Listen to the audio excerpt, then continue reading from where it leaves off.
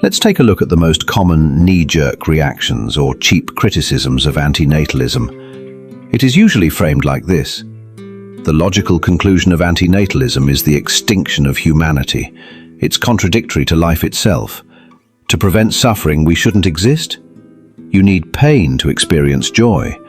Exterminating people to prevent suffering is wrong. This is a toxic worldview that harms humanity. That sounds like a pretty strong argument, doesn't it? Once you analyze it, however, it falls apart completely. Let's go through it step by step. First point, antinatalism is not about extinction. Antinatalism is not a doctrine about ending humanity. It is an ethical position about procreation. The core claim is simple. Bringing a new person into existence inevitably exposes them to suffering without their consent. Because of that, procreation is morally questionable. Now, yes, if every human voluntarily stopped reproducing, extinction would eventually follow. But that would be a consequence, not the goal, not the argument, and not the moral claim. Confusing consequences with conclusions is a gross mistake. Second point, non-existence is not the same thing as death. When someone says, "To prevent suffering, we shouldn't exist," they are shifting the argument.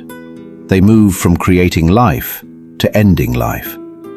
Antinatalism does not say that people who already exist would be better off dead. It does not promote suicide. It does not promote killing. It is only concerned with not creating new people. There is a clear moral difference between not bringing someone into existence and harming someone who already exists. Once a person exists, their interests matter.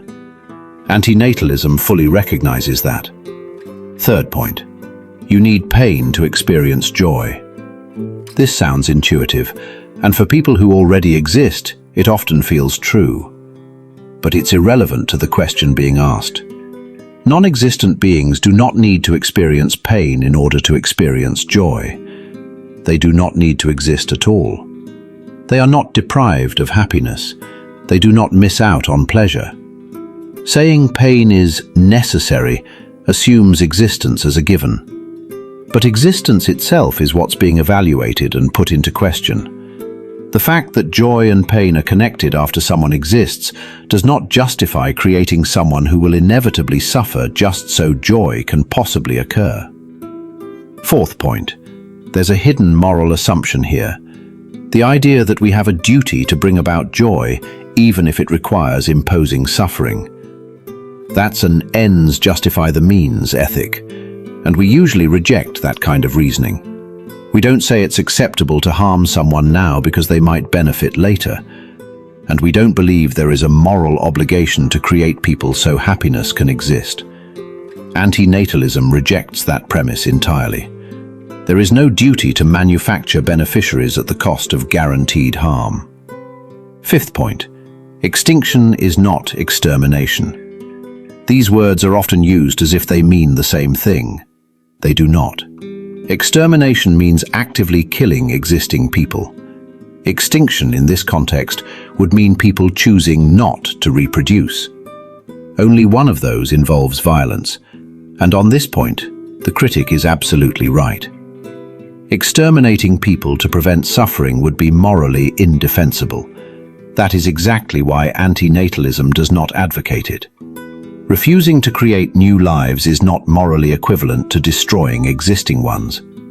And finally, what's left are statements like, "This is a toxic worldview. It's completely wrong. It harms humanity." These are not arguments. They are rhetorical expressions of disapproval. They depend on earlier misrepresentations, killing, nihilism, hostility toward life, that antinatalism does not hold. Once those misunderstandings are removed, these conclusions have no foundation. Disagreement is fine, but sheer rhetoric is not reasoning. Antinatalism does not argue for killing, it does not argue for extermination, and it does not deny the value of existing lives. It questions one thing only: whether creating new lives without consent and with unavoidable suffering is morally justified. Once that distinction is understood, most of the common attacks simply dissolve into nonsensical claims. I hope this explanation was insightful. Thanks for watching.